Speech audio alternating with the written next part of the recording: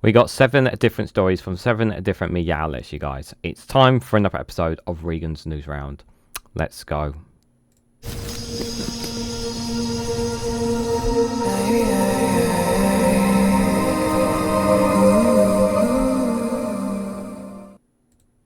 Good morning, good afternoon, good evening, wherever you are in the world. This is Reganelite here with another episode of Regan's Newsround, where I cover 7 different stories from 7 different media outlets inside the UK. Just for reference, the date and time of this recording is on the 1st of August at around 10 AM UK time. In case people wondering if some of these stories are a bit older and whatnot for your reference. And we start here with The Guardian with a headline that at least 12 Tory MPs set up consultancy firms as the election defeat loomed. Philip Davis was among those who hedged their bets as they face up to life after politics, analysis revealed. If I'm absolutely honest, guys, I'm surprised this is only at least 12. I'm surprised it wasn't more. Yes, some conservatives obviously did not have you could argue that some of the conservatives did not have the same pulley as others within the party, but I'm surprised there's not more. I'm surprised there's not more. These MPs, obviously, a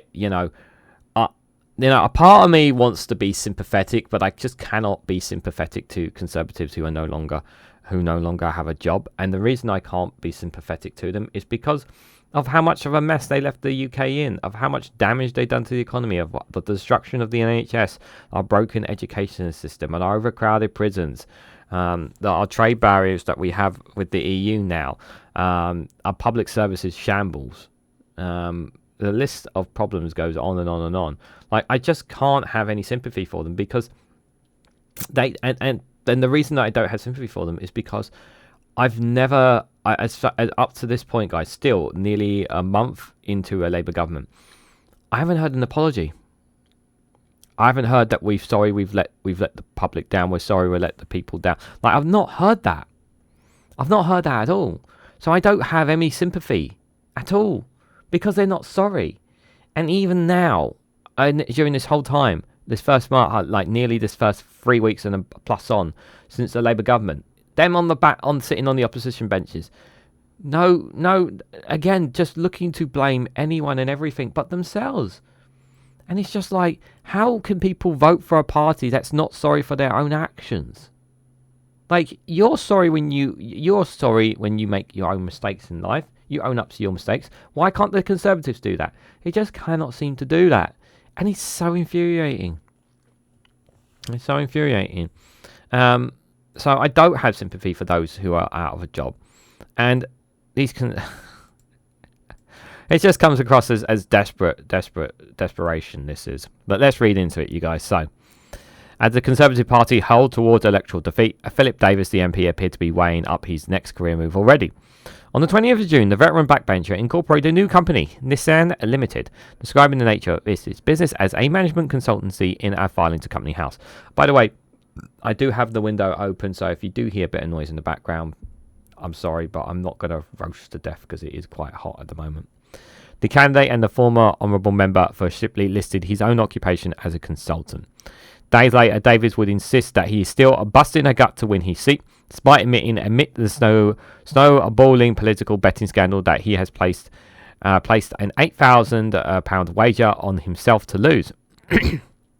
Fittingly, his new venture shared a partial name with a horse he once co-owned called Nissan Dormer, according to a racing publication. But Davis, who did not return a request for comment, was far from the only Conservative MP hedging his bets. At least a dozen Tory MPs set up their own management consultancies or public relation businesses in 2024 as they face up to the prospect of life after politics, according to The Guardian's analysis. There is no suggestion of any wrongdoing or conflicts of interest on the part of the MPs. I'm not suggesting any of this at all, but it does not surprise me at all. Rather, Company House filings suggest that they were lining up for what appears to be new earning opportunities. Some did so as election defeat loomed, others were just standing down and still did more in the days immediately after Labour's landslide victory. Sunak called the election on the 22nd of May, pouring rain outside Downing Street, announcing that the country would go to the polls in the early July. That same day, the former Conservative MP Gillian Knight set up a new business, DWR 174 Consultancy Limited. Knight had been suspended from the party over allegations of sexual impropriety, in which he denies. He went on to contest the East Solihull constituency as an independent candidate. He did not respond to requests for comments. I wonder why. Some MPs have already incorporated new businesses in the months before the election, which he was called early, but he had to be held by January 2025 at the latest. Marcus Fleisch, who would declare the Conservative Party dead in the aftermath of the vote, appeared to be preparing for life after politics in March, where he incorporated the information technology consultancy. Fries said that the company was set up to handle some of the investment I have been making in artificial intelligence and software and engineering.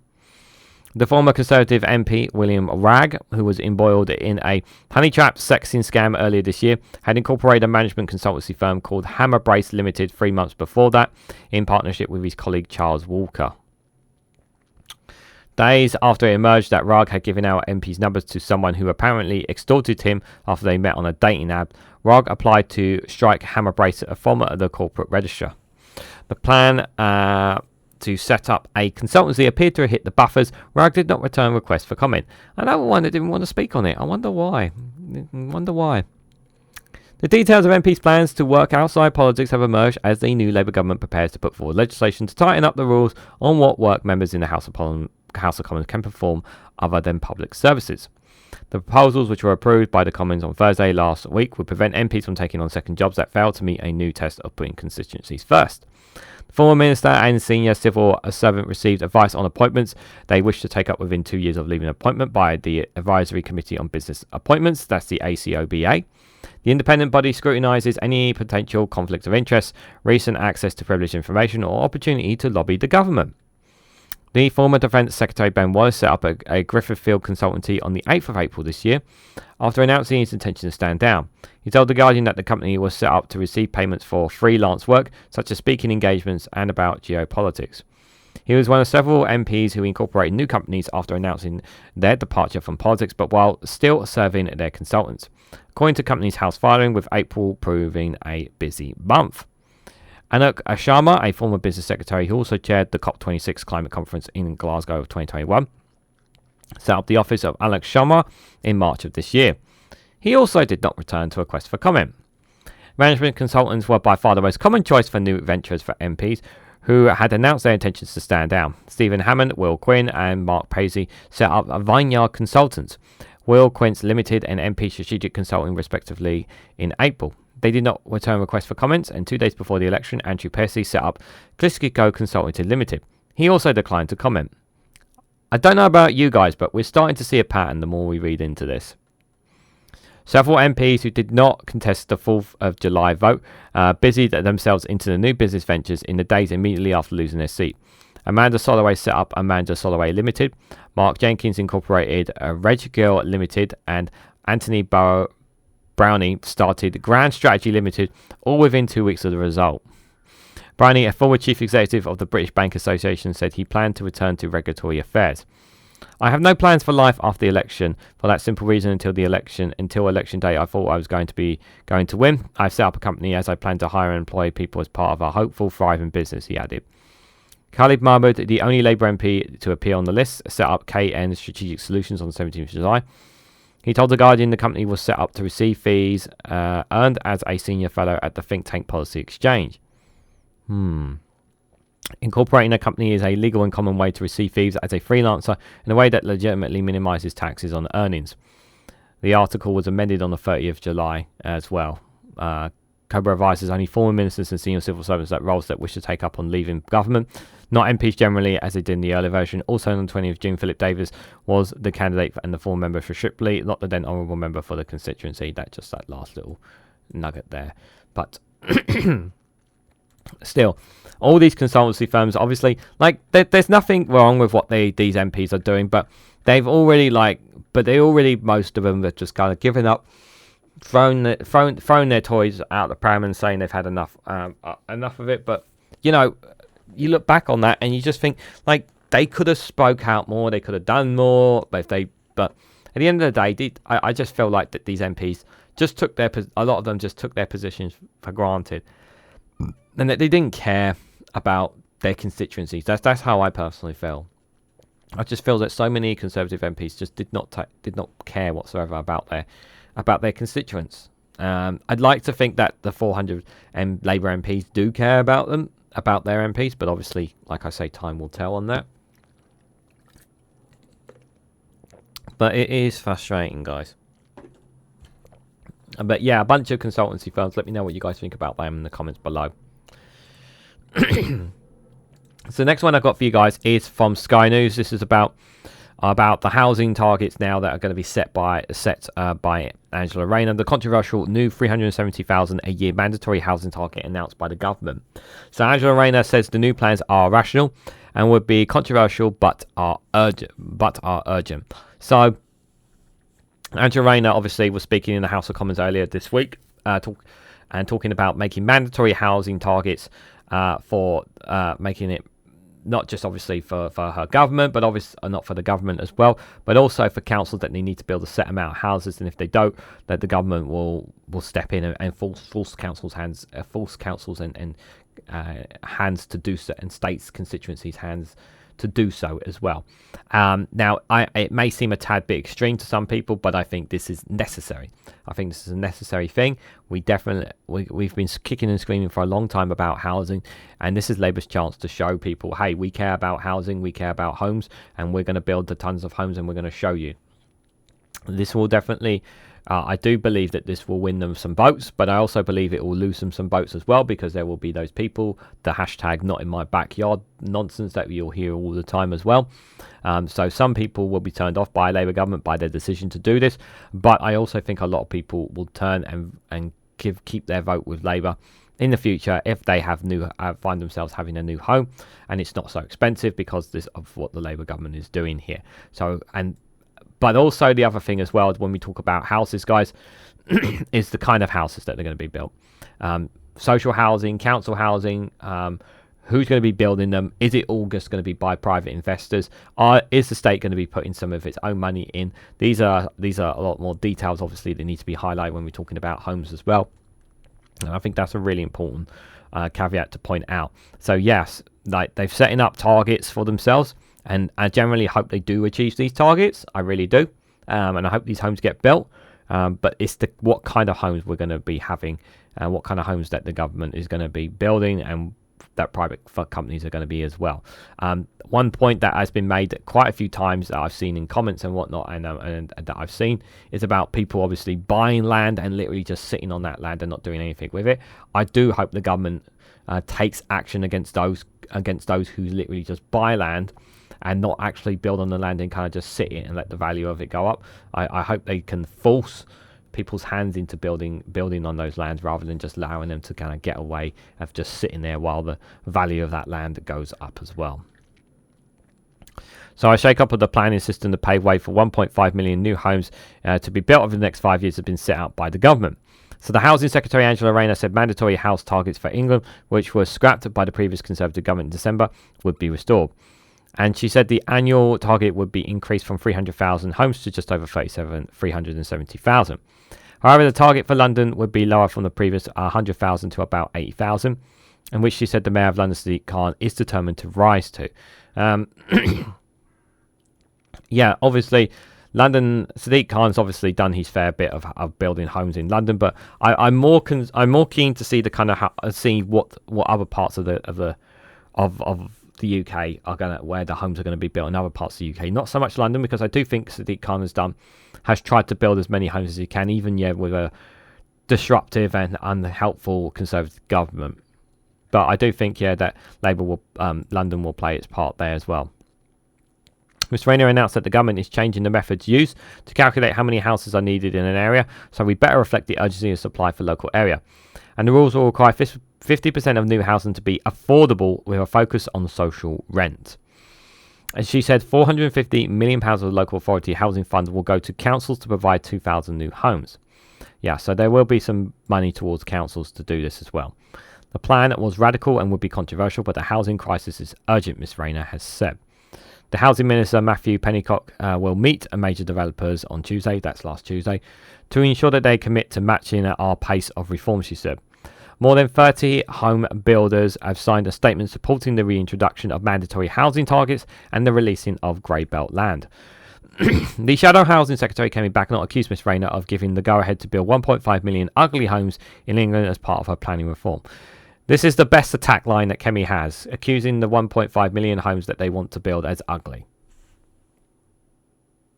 Now, I don't know about you guys, but if you are someone that's homeless, if you are someone who wants to have a home, I think you would rather have an ugly home than no home at all, or be stuck living with family or living with parents.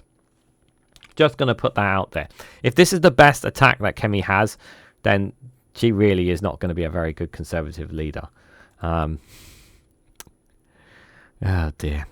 She said the new government wants to drop the requirements for new homes to be beautiful, but Miss Rayner said that is subjective, difficult to define, and leads to inconsistent decision-making on applications. Yeah, this is the thing. Like, the homes do not need... This is the thing, right? There are some... Like, there's lots of homes in the UK that aren't beautiful at all in any way, shape, or form. They're pretty ugly. But in some cases, it's not really something that should be the biggest of concerns. People need homes. That's right here, right now. The major crisis is that we need homes. That's the major thing. They don't need to be used looking absolutely fabulous and beautiful. Yeah, they just need to be affordable. They need to be decent. And hopefully we could have some homes with gardens as well, if possible, as well. That would be a nice touch if possible. Not that that's important anyway. Brownfield sites are the first port of call. The reforms Ms Rayner said will make explicit that brownfield development sites should be the first port of call, and said they will promote higher density home building in urban centres. And she said some low-quality greenbelt lands would be free up for construction under the plans, and a new definition of what consultancy's low-quality greenbelt land would be provided. There will be a requirement for developers to provide money for supportive infrastructure as well as schools, GP surgeries and transport links, as well as improving accessible green space. Yeah, because it's all well and good building the homes, but you need to have the infrastructure around them, as it says here, schools, surgeries, transport links, all that kind of stuff. So that obviously has to come with it, because there's no good having homes in the middle of nowhere if they've got nowhere to go to. Developers already would have to do this, but Ms Rayner said her government would change the previous government's haphazard approach to building on the green belt that has seen so many of the wrong homes built in the wrong places without local services that people need. Local authorities will have to review their green belts to meet housing targets. Yeah. She said there will be a council house revolution with the biggest boost to social and affordable housing in a generation, but said details will be revealed in the autumn budget on the 30th of October. Yeah, more like when the budget comes out a lot. Again, there'll be no more holding back then. The budget will reveal a lot more then. So we are a couple of months away from that. Plans to give local residents rent stability to borrow and invest will be revealed in the budget as well. Local authorities will have to up-to-date development plans, and as it makes them less vulnerable to speculate developments through appeal, she said. Ms Rayner said the government will consult on changing the rights to buy initiative. Ms Rayner also said the government will introduce a planning and infrastructure bill, so planning committees focus on the right applications with the necessary expenditures. And she promised that changes would be made so landowners are paid fairly for their land, but not excessive amounts to put the planning departments on sustainable footing. The 1961 Land Compensation Act prevents councils from buying plots for development for their agricultural price. Neil Jefferson, the chief executive of Homes Builders Federation, has said, today represents the first and most important steps ministers have taken in addressing the barriers to deliver new homes. He added that the planning system has long failed to provide the land needed for affordable housing, and supply has plummeted in recent years due to removal of housing targets. However, Dr. David Coswell, the chief economist at the BCIS, which provides cost data to the UK's building industry, said it's difficult to see how Labour will achieve its ambitious house building targets due to private property developers who control supply to maximise their returns. This is a big problem here. Is the private property developers? There needs to be a way to manage this in some way, shape, or form. Personally, I'd rather this would be more state control rather than leaving things. They cannot leave everything for private companies to do. This is really, really important. They cannot just let private companies do everything. They really have to build the homes themselves. And I think this is really, really important. The other problem is going to be, as well, as has been pointed out many times as well, is the materials. It's getting their hands on materials is going to be a challenge as well, because a lot of the material, some of the materials that we require for some of these homes are going to be needed from abroad. And obviously, as you guys know, we have some trade barriers in front of us and our closest neighbours. So that's going to add into the costs as well when it comes to building homes as well. So you would hope that that would be factored into these homes as well, because and the final point, obviously, how could I not forget the most important point? The builders. You need the builders to them. And do we have the builders here in the UK for them? I think that's another question. At the moment, I would say we do have some builders. Yes, of course. But do we have enough? I would say probably not. So we need to get more builders. Where are we going to get them from? Are we going to get them from outside the EU? Are we going to get them from within the EU?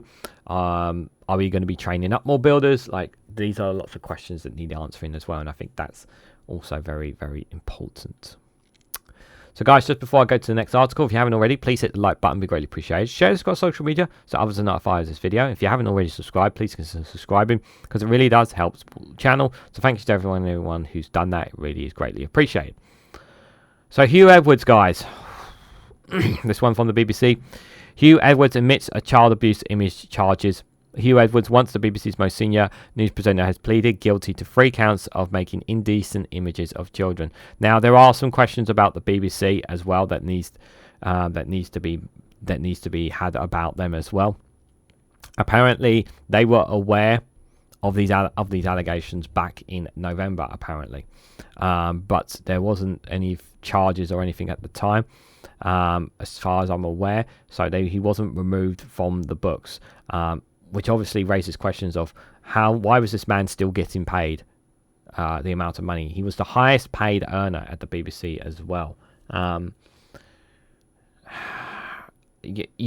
looked at this man and I did not think, there's a lot of people you just don't know who they are until you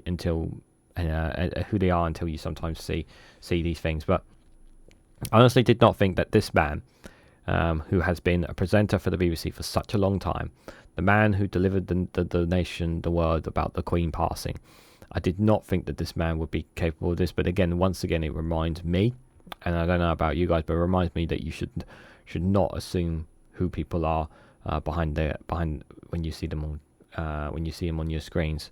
You really should not. And it's a real my heart goes out to the victims, most importantly in all of this. Obviously, all the talk will be about Huw Edwards, but let us spare a thought for the victims who have suffered as a result of this. So Huw Edwards, once the BBC's most senior news presenter, has pleaded guilty to 3 counts of making indecent images of children. He admitted having 41 indecent images of children which have been sent to him by another man on WhatsApp, Westminster Magistrate Court heard. They include 7 Category A images, the most serious classification, 2 of which showed a child aged between 7 and 9. Police later revealed the man who sent the images to Edwards was a convicted philanthropy. Until last year, Edwards was one of the main presenters on BBC One's News at 10 and often fronted coverage of the major national events. The BBC said it was shocked and it would have sacked him if he had been charged before he left the corporation in April. He said there can be no place for such abhorrent behaviour, and our thoughts are with all those affected, it added. BBC also said it's been made aware in confidence that he had been arrested on suspicion of serious offence and released on bail in last November. Edwards had already been suspended in relation to different allegations, but remained employed on full pay until he was left on medical advice 3 months ago. Yeah, right there, the alarm bells were being raised there. He was charged last month and it could now face a general sentence. He will appear in court on the 16th of September. Edwards was flanked by police officers surrounded by photographers as he entered the court and left the court on Wednesday. He's expressionless outside court and inside the hearing, which lasted for less than an hour. After charges were read to him, he replied guilty 3 times quietly and calmly. The court heard he had been involved in online chat on WhatsApp in December 2020 with an adult man who sent him 377 sexual images, of which 41 were indecent images of children. Under the law, images can mean both video clips and still pictures. The Crown Prosecution Service said of the Category A images were estimated to show children between age 13 to 15. 2 clips showed a child age about 7 to 9. Category A images show serious abuse, including previous sexual activity. He also had 12 Category B pictures, which involve non-penetrative sexual activity, and 22 photographs in Category C, which covers other indecent images. The Category B and C pictures show children between age 12 to 15. It makes, when I talk about this, it makes me feel so sick. I feel so sick. I feel so sick saying that. It just really makes me feel sick. I won't be sick on camera, guys, but it just saying that stuff, I just can't understand that mindset of people. I always say I try and put myself in the shoes of other people, guys, but this kind of stuff, I can't understand it. I have never seen indecent images of children. I've never seen indecent videos of children or of that kind of nature at all. Never have. And I don't ever want to. And I don't understand why people feel like that. I just don't. It really makes me sick to my stomach. After the hearing, police said officers started investigating Edwards after seizing the phone as part of his unrelated probe, which is revealed his participation in the WhatsApp conversation. The Metropolitan Police said a 25-year-old paedophile called Alex Williams, who was sentenced to a suspended 12-month jail sentence at Merrill Teeful Crown Court in Wales on the 15th of March, had shared indecent images of children with Huw Edwards. The court was earlier told that on the 2nd of February 2021, the other man asked whether what he was sending was too young, to which Edwards asked him not to send any underage images. The final indecent images were sent in August 2021, a Category A film featuring a young boy. The man told Edwards the boy was quite young looking and that he had more images which were illegal, the court was told. Edwards told him not to send any illegal images. No more was sent, and the pair continued to exchange illegal pornographic images until April 2022. Edwards' barrister, Phillips Casey, told the court there's no suggestion in the case that Miss Edwards had, in the traditional sense of the word, created any images of that sort. He added that Edwards did not keep any of the images, did not send any to anyone else, and has not sought similar images from anywhere else. Miss Evans, who also said the former broadcaster experienced both mental and physical health issues. Putting those images or seeing those images or videos would give me health issues. But still, I don't know why. I don't understand it. I don't understand why people think like that. I really don't. The barrister told the court that his client was not just of good character, but of exceptional character. Edwards has not been on air since last January following the high-profile reports in the Sun newspaper claiming he had paid a young person for sexually explicit images. The Metropolitan Police said they have found no evidence of criminal behaviour in relation to those allegations, and that current case was separate. That's a very important point, guys. That's really important to highlight. These allegations did not form part of the matter which was considered by police in July 2023. They were investigated separately as a standalone case, a police spokesperson has said. Edwards was suspended by the police last July, and executives began an internal investigation which has not revealed its conclusions, and he resigned in April. Edwards receives between 475,000 and 479,000 between April 2023 and April 2024, an increase of 40,000 on his previous year.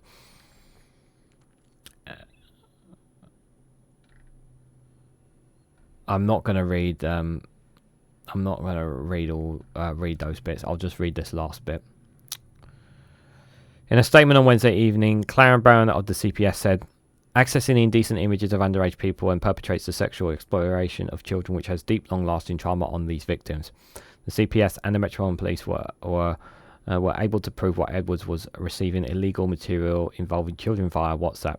Children's charity, the NSPCC, said online child sex abuse can have a devastating impact on victims, and we should be in no doubt about the seriousness of Edwards' crimes.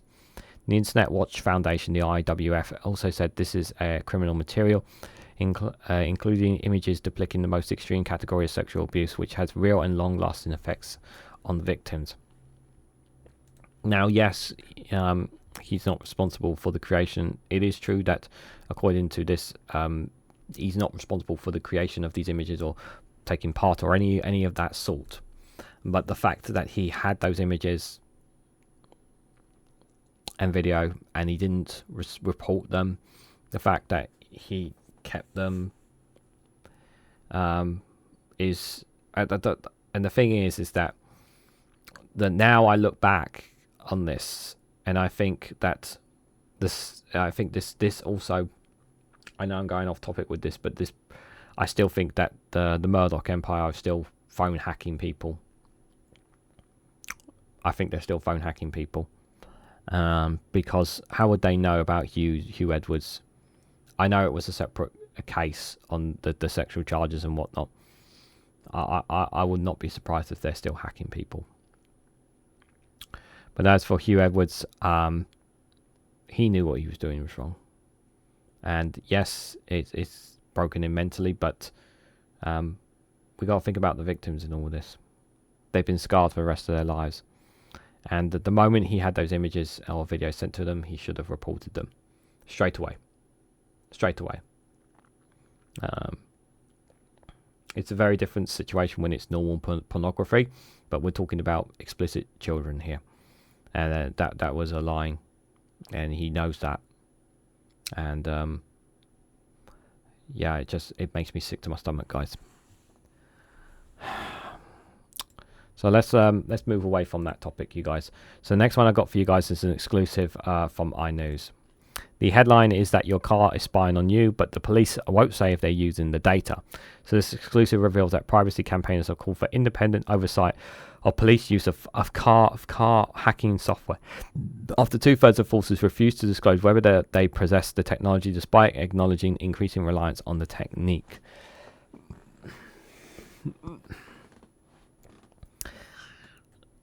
It would not surprise me that police do have ways of spying on people, but this is something that I'm not too familiar with. Spying on people through the use of their cars. This is definitely a new concept to me. Maybe some of you guys are familiar. I'm not. Maybe I'm more familiar with it. But this idea that people could be spying on you using your car, I suppose, should not be surprising, especially when you have things like Alexa in your house that responds to things that you say and do. That obviously, you know, that is still a term of your privacy. You're giving up your privacy in a way because you're allowing that thing in there to talk to you. Like I don't want an Alexa. I don't ever want an Alexa in any way, shape, or form. I don't want that link. I think it's dangerous. Me personally, that's just me personally. But going off topic, obviously, but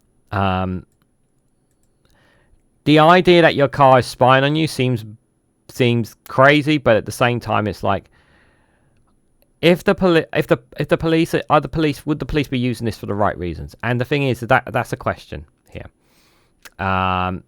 And privacy is something that is ever more struggling to be done more and more these days.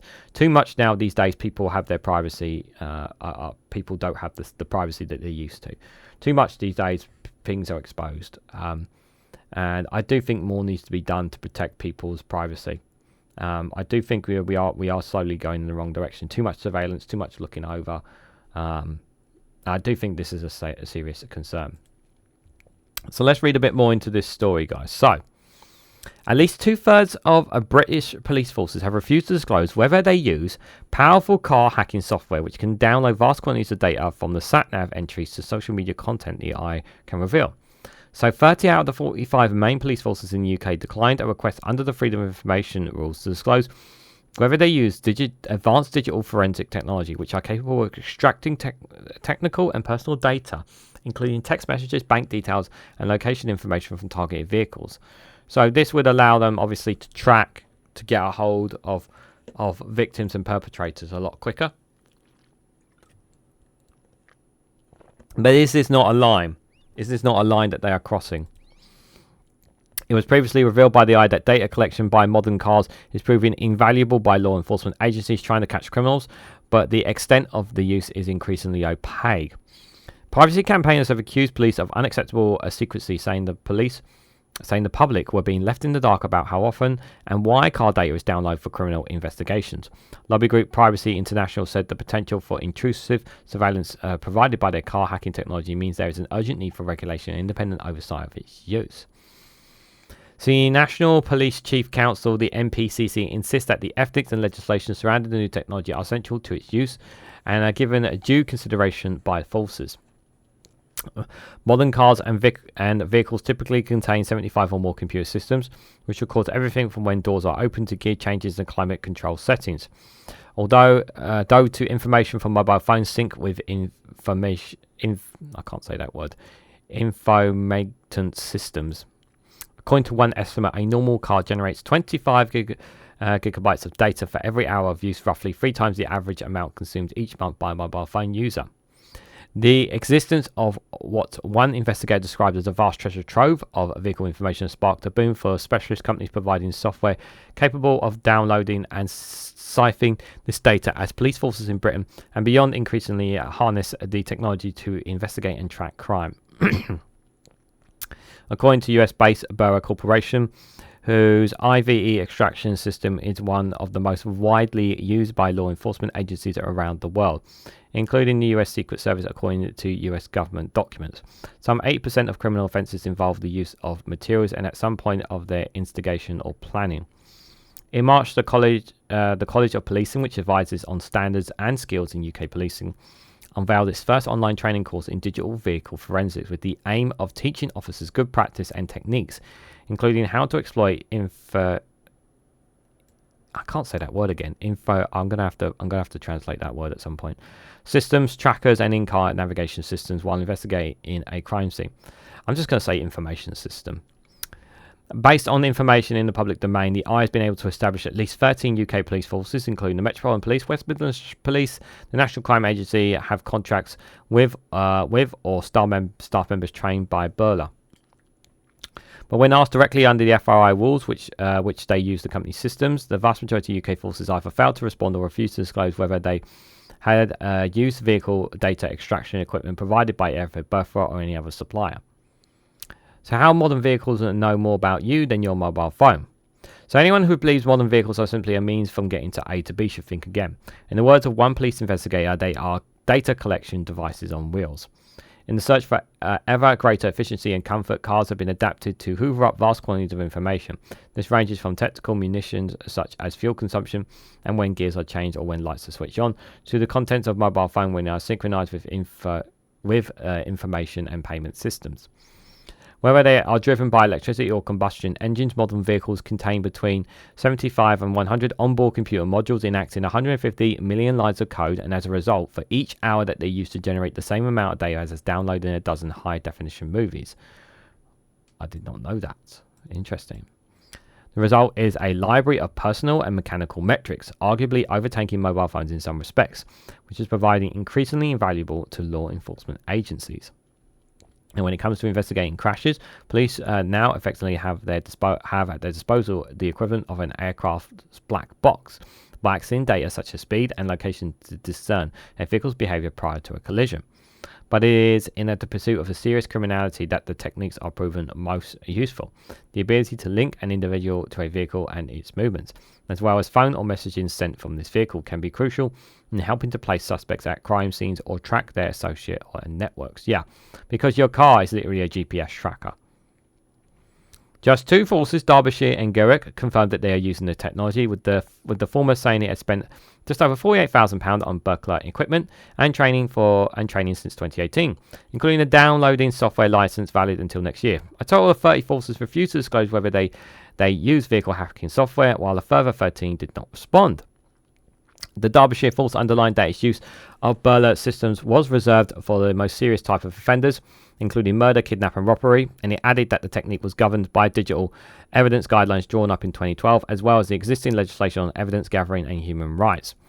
Police Scotland refused to disclose the information despite the force previously confirming to the Eye that it had been using the IVE system since late last year in investigations including a high-profile murder.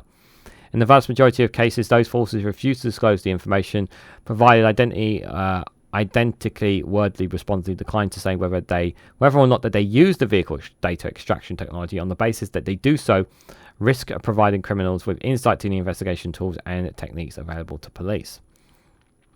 Describing the sector as rapidly evolving, their response nonetheless added, in recent years, criminal investigations have become more sophisticated, relied more heavily on the data extracted from vehicles. So how do Derbyshire use vehicle data to solve crime? So when detectives in Derbyshire were faced with the task of finding the perpetrators of a drug feud shoot compared to a scene from the Western, the ability to download data from the vehicles proved invaluable. A white BMW car identified as having been used in the 2020 ambush of an alleged drug dealer on the edge of Derby led to a vehicle being seized and its trove of onboard data extracted for examination by officers. The resulting logs allowed detectives to track the vehicle's movements in the days before the ambush, leading to the identification of individuals linked to the crime. Ultimately, the evidence helped secure the conviction of 9 defendants 2 years later. Derbyshire Consultancy is one of the few UK police forces willing to cast light on how data is downloaded from vehicles to fight crime. The Midlands force, which uses the IV system produced by American company Bella, told the IDA it employs its ability to access forensic information stored in vehicles for some of the most serious offenders or events, including murder, kidnap, robbery, fatal crashes and stalking. The force is only one of 2 in the UK willing to disclose the use of car hacking technology. It said its use of government by long-standing national guidance on the use of digital evidence, as well as confronting 5 pieces of legislation, including the European Convention on Human Rights. In the last year, its specialist vehicles examination has received 34 requests to examine information held on vehicles potentially linked to crimes or serious incidences.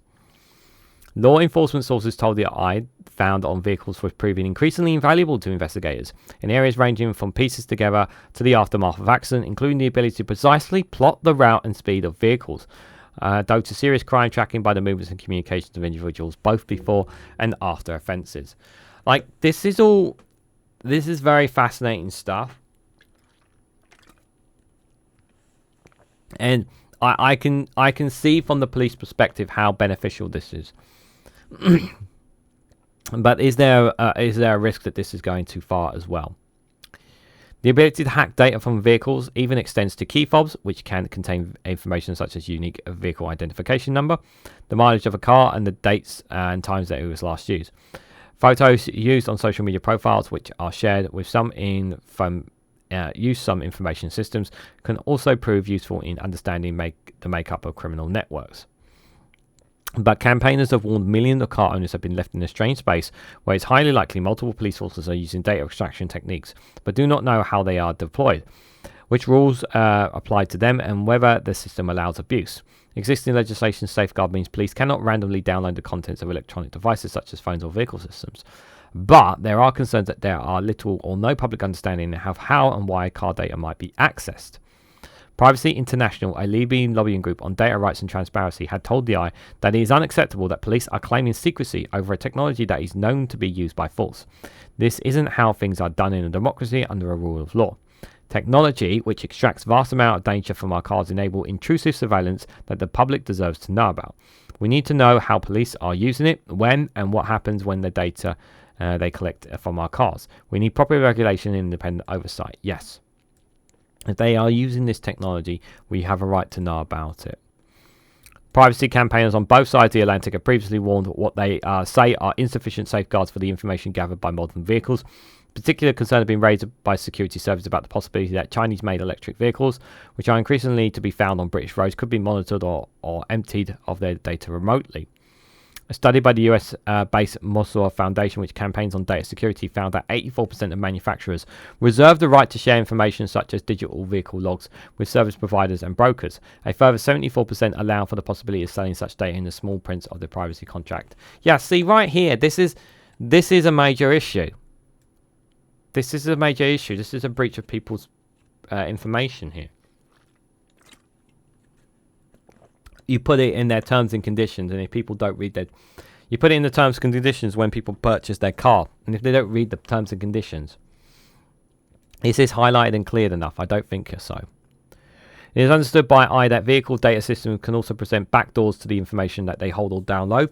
According to one industry source, simply connecting a phone to a car socket to recharge its battery results in some data being downloaded to the vehicle. Even deleting a phone and its details from an car's information system does not necessarily mean it's been permanently erased, because the relevant information is often simply transferred to an unallocated space on the data system, from which it can be later recovered.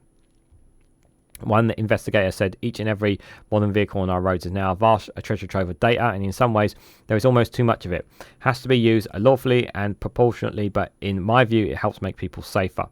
The MPCC said its use of new technology remains an essential part of policing. Spokesperson has said considerations about the ethics, proportionality and legislation surrounding the use of technology are essential to their development and use, whatever existing or new. Very much, there was a lot there to take in on this, guys, and I see from the police's point of view the benefits of this technology, allowing them to get onto the criminals and get after the criminals, and how it can make it easier for them as part of their case against criminals and crimes and whatnot.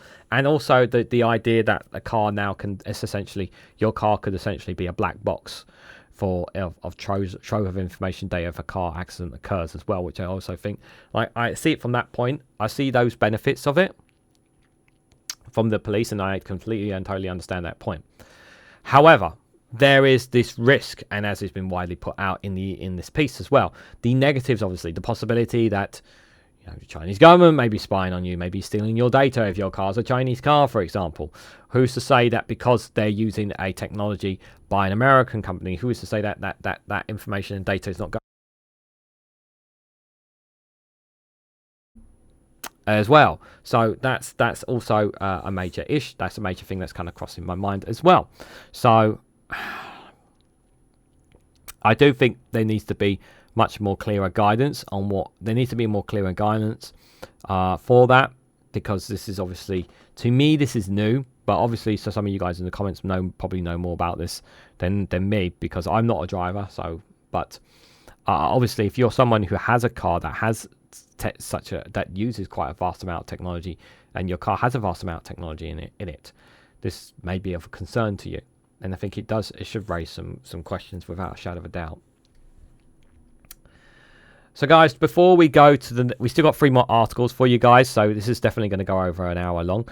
So before I do, guys, I wanted to just break the ice a little bit with a funny video. I hope you guys enjoyed this funny video from Broken News. It's an old one, guys, but I hope you guys enjoy it nonetheless. There's not been many, I've not had too many new videos recently, so but I hope you guys enjoyed this funny one here.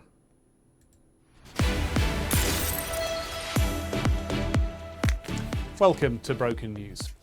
People on the business social media network LinkedIn have been reminded today that not everything in their bloody lives is content. It comes after a record number of users have logged off because of what they call business arsehole fatigue. Our reporter has more. Bosses at LinkedIn have this week confirmed that 97% of its users are now either life or business coaches who use every single incident in their lives, no matter how serious, as some sort of learning point in an overstretched business metaphor. One user wrote, "My new kitten ran straight into traffic last week and was popped like a bolognese balloon by a bus," which reminded me that sometimes in business we need to change direction to survive. Please buy my coaching package. Another said, "I sharted yesterday and it reminded me that in business sometimes we shouldn't force things." And I'm available to tell you more about that for £399 a month. Now, a group calling themselves LinkedIn Against Business Industry Arseholes says enough is enough. In a statement, they say, "For God's sake, stop telling us that your business failures are actually business successes. Stop using swear words to try to appear edgy. And for the love of Christ, stop desperately trying to make your mid-level brand communications job seem more interesting by comparing it to cultural events that people actually give a fuck about. Stephen Bartlett and Tony Robbins are not going to shag you." Back to you. What a lovely story. That's all from Broken News. You're up to date. Oh, you gotta love a bit of Larry and Paul, guys. I hope you guys enjoyed the Broken News there about LinkedIn users and suffering from a terrible fatigue there. Hopefully they'll get that sorted as soon as possible. Guys, just before I go to the next article as well, one of the ways that you can support me on this channel, financially supporting me, is by becoming a YouTube member.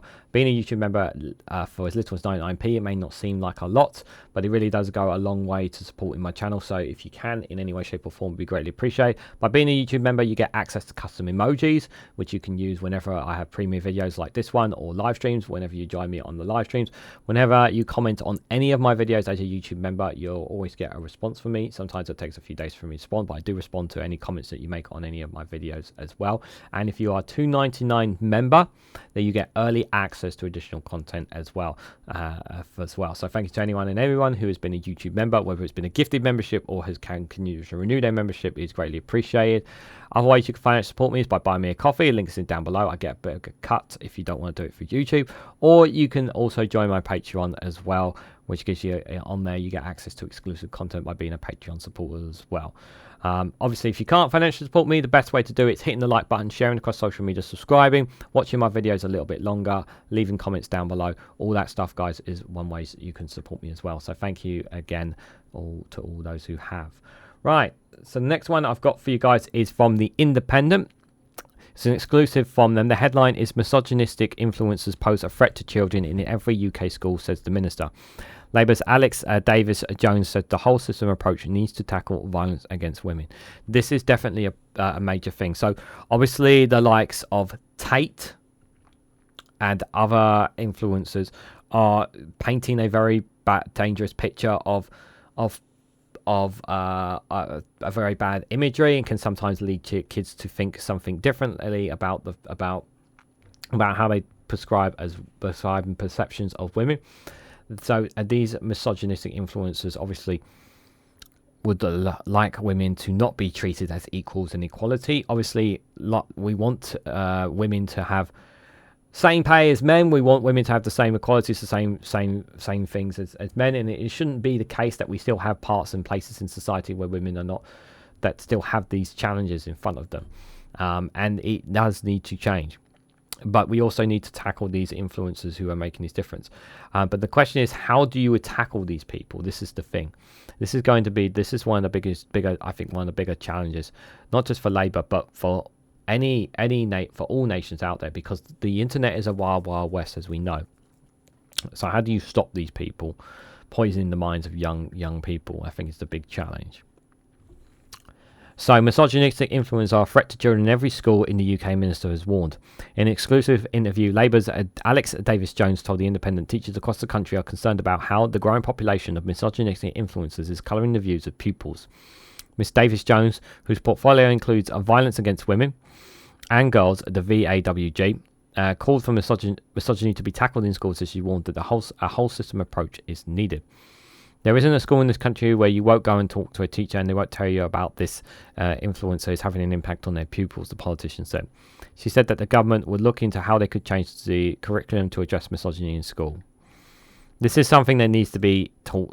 Kids need to be taught about the dangers of people online and the influence that they have, the influence that people can have, whether it's on YouTube. Yes, I'm being serious. On YouTube, on Rumble, TikTok, Facebook, to always be cautious about the kind of what you hear from these people. And I can just see people in the chat saying, "Regan, you're talking about yourself here as well." And I'm like, yes, I am talking about myself here as well, because children need to be protected, and it needs to be very, very careful. And I think this is really, really important. It comes after recent exclusive research shared with The Independent revealed almost 2/5 of young men think that women often claim that they have been raped after having sex they regret. So researchers at the anti-fascism charity Hope Not Hate, which polled just over 2,000 people across the UK aged between 16 and 24, found 20% of younger women hold the view compared to 39% of younger men. Now, I have to, now as a man, I need to address this. I have to be very, very careful here. Now, I know I might trigger some people with some of my comments, but there are some cases where this is true. That some men who have sex with women and they have the consent of the women and then they cry rape after. There are some women who do that. There are some women who do that. You don't have to agree with it, but there are some that do that. But the problem is, how can you defy who is and isn't? And the answer is, well, you can't really. You can only take the words. And 9 times out of 10, when it comes down to taking the word of the man or the woman, you're going to take the word of the woman, aren't you? So I want to make that very clear. I will not accept this premise that that some women don't do this. I will not accept this premise that some women don't take advantage of men like this. I will not accept that premise in any way, shape, or form. There are some that do. But do men have it the other way around? Of course, absolutely. But I don't want this premise I don't accept this premise that women are completely innocent when it comes to what happens in the bedroom. I will not accept that premise. Study discovered that the views of young men and women are becoming more polarized on a number of issues. Just over half of young men think women are still disadvantaged in society, compared to around 8 in 10 women. The report, titled "Plugged In but Disconnected: Young People and Hateful Attitudes," discovered 41% of young men support controversial social media personality Andrew Tate, while 12% of young women do. Miss Davis-Jones had previously spoken out about how she was inundated with rape and death threats after voicing criticism of Mr. Tate, a self-proclaimed misogynist and influencer who is facing trial in Romania on charges of rape and human trafficking. Yeah, this is the problem. A lot of young people are looking up to Andrew Tate. Obviously, social media has done, TikTok especially has done a great job of obviously suppressing him, but it's, he's still around. He's still on X. Until he's been convicted, until he's in prison for these alleged crimes, he's always going to be there. He's always going to be there. That's the problem. Between 2 and 3 women are killed by the current male partner or ex-partner every week in England and Wales, while data shows 68,387 rapes were recorded by the police last year, but charges have only been brought in 3% of cases by the end of the year. I think it's very, very important to highlight with regards to cases, rape cases, guys, is that not enough are being convicted, and this is obviously down to the broken criminal justice system that we have, that was cut to the bone by the Conservative austerity. I covered it in another video or live stream where I said basically, when reports basically said for some rape victims they'd have to wait up to 5.5 years before their case could be heard, which is absolutely diabolical. The criminal justice system is broken and definitely needs fixing so that these cases can be reported much faster. But there are some fast tracking methods that the Labour government are looking to introduce as quickly as possible as well. So Miss Davis-Jones, the MP for Pontypridd, said Labour had inherited a criminal justice system which is in a mess, and she warned the system is broken and said what the new government has discovered in just 3 weeks has been quite shocking. She said, "We have to come in and clean up before we can actually come in and implement our policy to do so properly." Pressed on how Labour will meet its manifesto pledges to half level of violence against women and girls within a decade, the politician said different government departments will work together to meet the target. She added it just can't be done in a vacuum or with a silo of one government department leading to it. "I think for far too long previous governments have tried to create policy and create legislation and tried to tackle this by operating in a silo or by looking at what works on paper but then isn't deliverable in practice and isn't working on the ground." Ms Davis-Jones warns trust and faith in police is low among women and girls, saying that is why women aren't coming forward to report their cases. People feel nothing is working. They feel, why should they?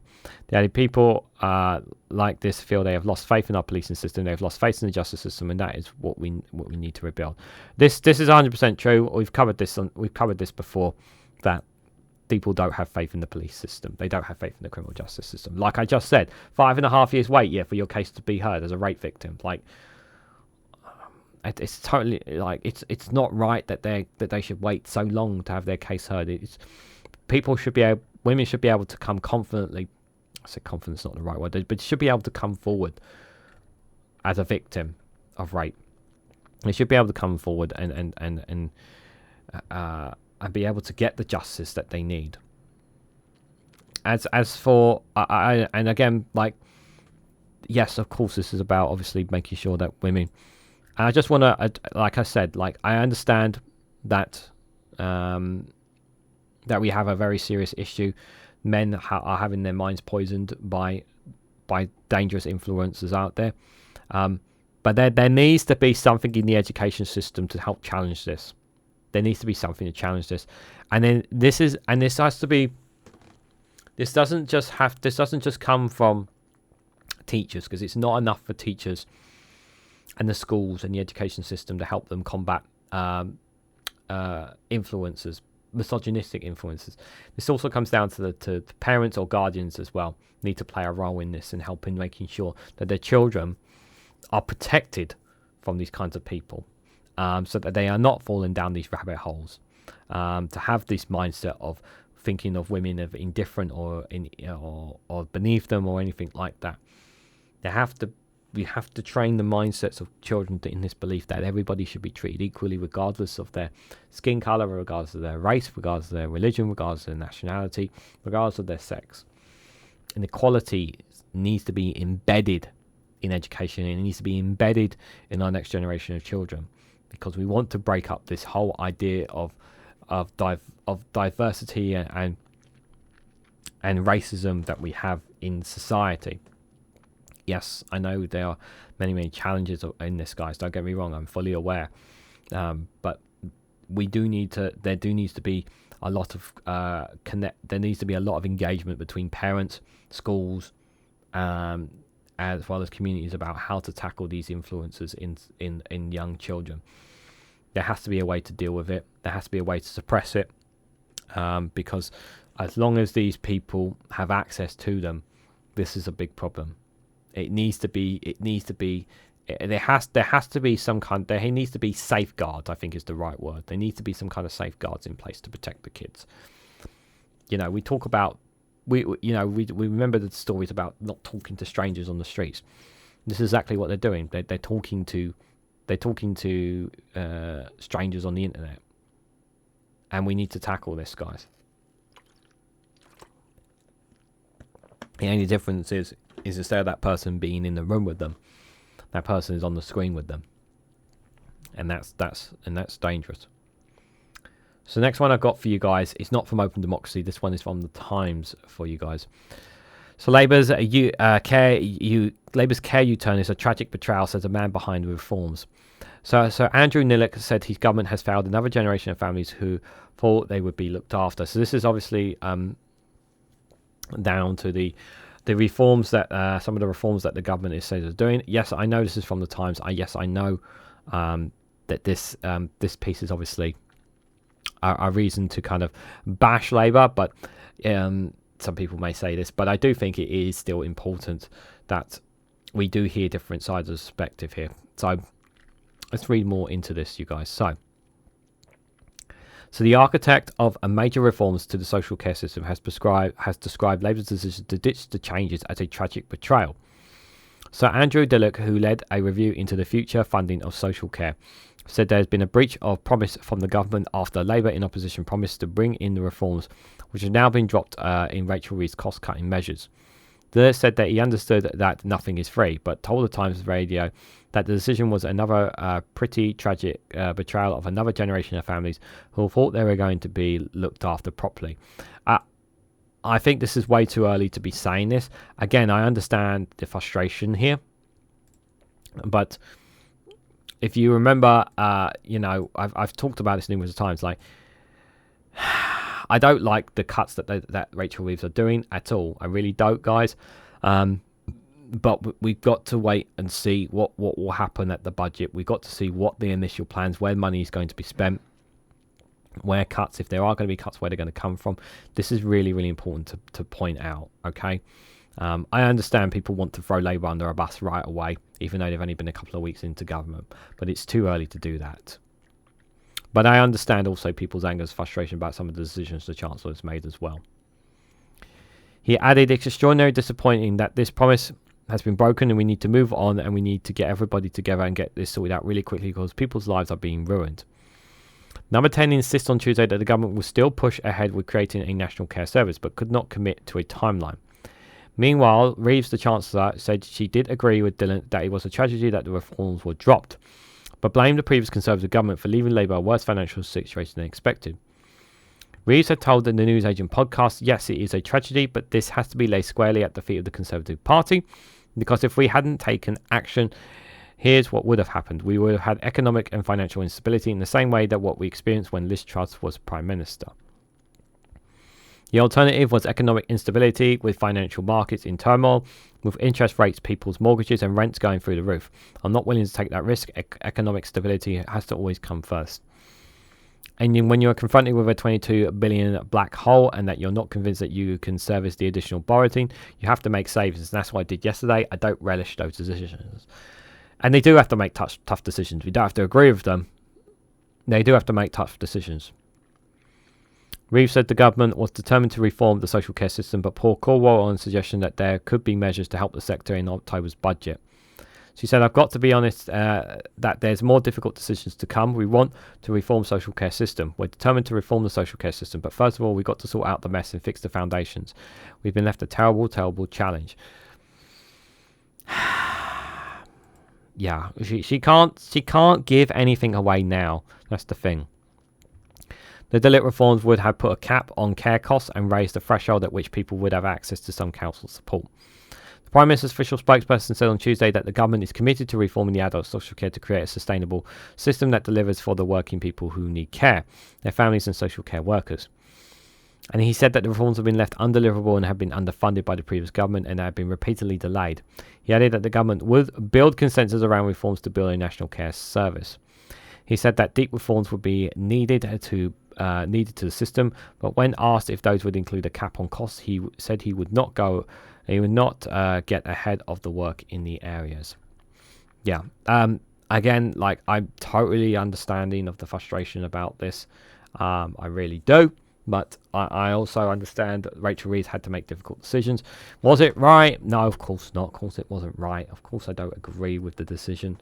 I don't agree with any of the cuts at all, guys. But I am fully aware that the mess that we are in is because of the Conservatives. That is one thing we can all agree on. We are in this mess because of the Conservatives. We're in this mess because of Brexit.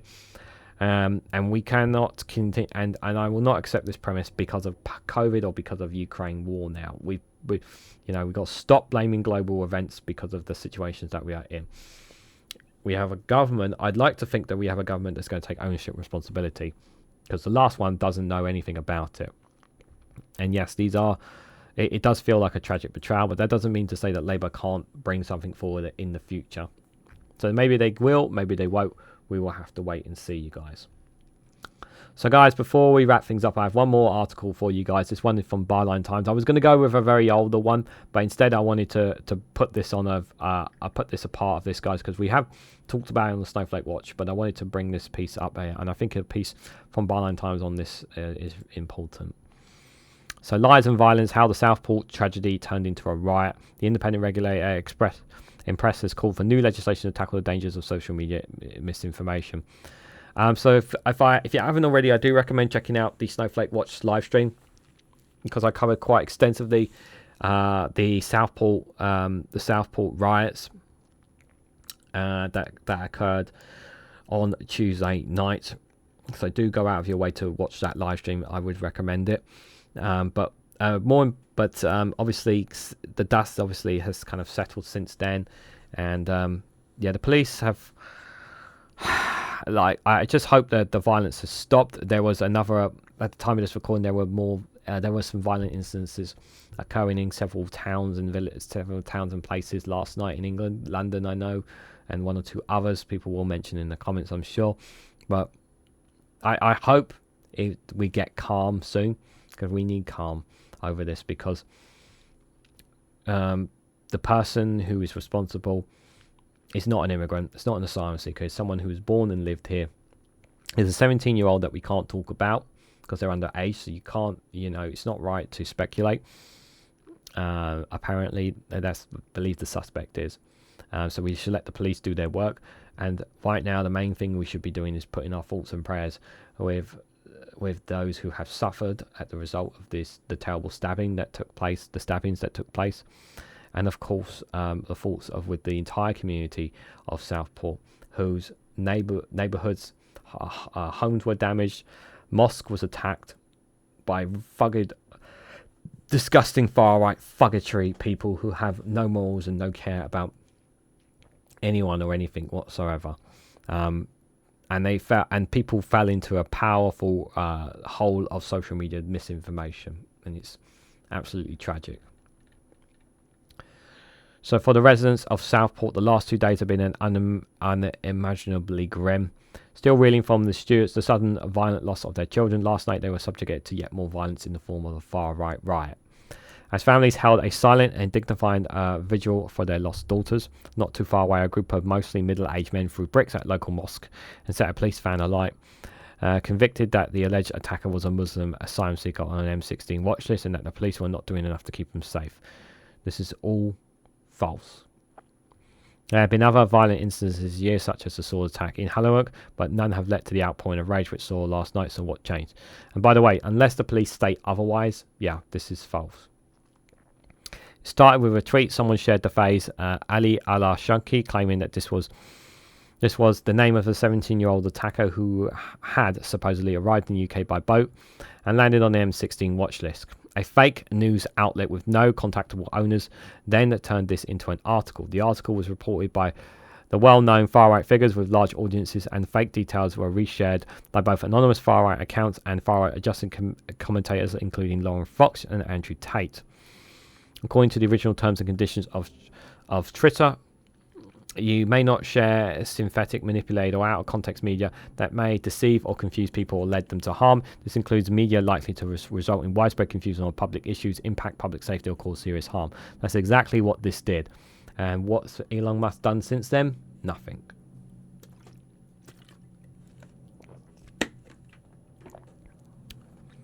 None of this was apparently implemented this week. Within hours, well-known far-right figures were organising a protest, telling each other that the name should be released and demanding a physical description of the attacker. They egged each other on, becoming angrier with every post. Tommy Robinson's right-hand man, Danny Tolico, aka Daniel Thomas, added to the noise of an emotional YouTube live stream, which he told his 66,000 followers that this is how it's going to go down. If this fella has come off a boat, I'm ready to go. The video continued for 8 minutes as Thomas told viewers he had seen pictures of children killed in Southport and how angry this had made him. He expressed anger by asking them, if we find out this fellow's come over on a boat, how much more until we say we're just going to go, that we're just going to go down somewhere and walking in the streets, this isn't going to change anything. Clearly not in possession of all the facts, and prefacing with his rant of if we find out, Thomas was still more willing to incite people to violence. Exactly. This is all about inciting violence. This was all about inciting violence without the full facts, full information, and literally jumping on the bandwagon. Jumping on this bandwagon without the full information, riling up people's feelings about immigration and whatnot. This is what this is. It is this sentiment which underscores the far-right activity that we've seen the last 2 days. A lack of information fueled by an underlying desire to punch the Muslim community for existence. There is currently no evidence that the alleged attacker was Muslim or attended the mosque. These men attacked just as there is nothing to support the Ali al-Shaki identity. But this does not matter to those who shared the misinformation. Whatever their aim is to draw traffic to a website, get clicks on social media, promote a dangerous ideology, or to find an excuse to get bereaved to throw rocks at police, misinformation is useful. It enables them to take the hate that they already feel and pretend that they are protecting their wives, their children, and their community. Yeah. And the thing is that, yeah, it promotes, one thing that social medias want is that they want you to promote and highlight the content, and to them, some of them, they don't care about the consequences. They only put it in because of international pressures. So at the end of the day, what social medias want you to do is consistently tweet and retweet and comment on those tweets, on Facebook, liking, sharing, commenting as much as you possibly can. They want the same here on YouTube. It's no different here on YouTube. Same on Discord community. It's the same with all these things, guys. It's absolutely the same thing. That's what they want. That's what these social medias want, because that's how they get attention. But the difference between me right here and these guys right here is that I don't want to give misinformation. I want to provide the most credible news and information that I possibly can. Do everything I give you is absolutely factual? No, of course not. But these kinds of people, promoting this kind of stuff, when you are someone who has a camera, or someone who works in media, or is a journalist, or is a YouTuber and whatnot, you have got to be very careful about the kind of information that you put out to people, and because sometimes it can lead down a dangerous and dark path. And it's really, really important that you think about what you say and respond in a properly manner. Obviously, at the end of the day, everybody has their own platforms and they can decide what to do and what they say on them. But even as a young YouTuber myself, I know that my words can influence people's decisions. It can influence people to think differently or react differently to certain things if I'm not careful. And we need to be extremely sensitive about certain things. So just, when people are screaming and shouting and whatnot about a certain story, just take a step back and just think, how credible is all of this? How credible is what this person telling me? And I think, so I always say about taking things with a pinch of salt. Even on my channel, I always say, take things, what you read and hear, with a pinch of salt. And that should apply any kind of information, guys. But especially when you hear just kicking and screaming and shouting and whatnot about something. Like, they're saying that they're standing up for you, they're standing up for your wives, they're standing up for your children and the community. But is this the way to solve the issue? Is this the way to fix it? Are you going to, is this your way of stopping people crossing the boats, for example? Is this your way? Like, let's say, for instance, they did get their hands on this 17-year-old.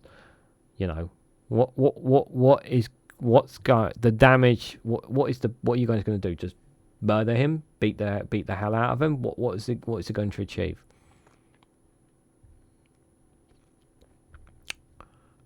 Think is all I can say there. It is telling that some of the loudest purifiers of this misinformation, David Vance with more than 200,000 followers and Lauren Fox with more than 500,000, never show their faces at the protest. They're happy to promote misinformation, share the hate and rile up their followers, but not take responsibility for the fallout. Likewise, when the press and others began criticising the actions of the far right, these same people will be the first to tell you that there's no such thing. Exactly. They will turn back and cry foul, saying we did nothing wrong. And they say, "Oh, you're politicized." Then they accuse people they accuse us of politicizing the issue. They're saying you're politicizing the issue where we're just supposed to be talking about the victims. Well, you guys weren't talking about the victims in the first place. You were trying to turning this political. You guys make it political. You guys choose to make this political. Desperate to maintain the illusion of concerned citizens, they will deny the presence of a far right, even as members are pictured raging in the street. If we are laying the blame, then we must come back to X itself. The social media site formerly known as Twitter, recent reports indicate that X has become the hub of disinformation, and Musk's claim of free speech absolutism appears even more facetious when balancing against actual violence. Musk's willingness to allow fake news sites to use his platform, along with his sometimes open approval of far-right X-users, has created a culture of permissive where the truth is less important than the impact of one's post. A press release from Impress, the press regulator authority, is now calling on social media outlets, the press and politicians to change the way the sort of misinformation is spread. I'll come to the letter in a minute. Ultimately, there will always be a far-right congested online, and there will always be seeking ways to justify their rage and hatred. Likewise, there will always be grifters seeking to raise their income and popularity regardless of the impact on others. It should be the job of those own social media platforms to counter this, not pour gasoline on the raging fire. But we know that what their priority is, obviously raising clicks and likes and all that stuff, guys. So the dangers posed by misinformation have rarely been more stark than they were on Southport on Tuesday night. In the wake of the horrific incident in the Merseyside town that remains the subject of a police investigation, unfounded rumours regarding the perpetrator's identity began to spread, seemingly starting by accounts marginalised as legitimate news sites. Despite police and government officials dismissing this information as false, it was spread on social media and promoted by prominent figures, whipping up anger that manifested disinformation and violence on Tuesday night. While this is not the first time misinformation has led to these outcomes, this needs to be the incident that sparks serious conversations and changes regarding how misinformation is promoted and spreaded. Impress is therefore calling on politicians, media organisations and community groups to convene and collaborate with urgency to improve public news literacy, journalistic standards and discuss future legislation that can help tackle this ongoing and increasing threatening problem. And that is something that needs to be addressed. And this is not going to be the last time, as you guys know, of misinformation being spread onto people. This is not going to be. There's going to be more in the future, sadly, and we need to address it. And if we don't, it's going to harm people. It's going to harm a lot of people. So, guys, what did you make of Regan's Newsround? We come to the end of it, 1 hour and 20 minutes in. Let me know what you guys thought of some of the stories we covered tonight. Covered 7 different stories here tonight. Let me know your feedback on all of them down in the comments section below, what you guys thought of them. If you did leave any super chats or gifted memberships or anything like that, thank you if you have. If you haven't, that's totally fine. But for those who have been here in the premiere video, thank you for watching and watching it along live. I greatly appreciate it. Just want to show the team behind me. These are the gang behind me. These, if you are a YouTube member, you get emojis of these guys. The lava lamp, the orb, or it is a bit bright in here, so if you can't see it fully, I do apologise. Ollie is the octopus sitting on top of the orb. Pingu is the one in between. He is being considered the communist spy, apparently. And then there is Cash Dummy, the cookie monster, hiding behind them all. So, guys, just before I head out, I just want to say one final thing. If you haven't already, please hit the like button. We greatly appreciate it. Share it across social media so others are notified of this video. And subscribe, because it really does help support the channel. And if you want to go one step further, financially support me and the work that I do here, you can do so by becoming a YouTube member for as little as 99p, or join me on Rumble or Patreon for exclusive content on those platforms. So thank you all so much for watching, and I hope to catch you all very, very soon.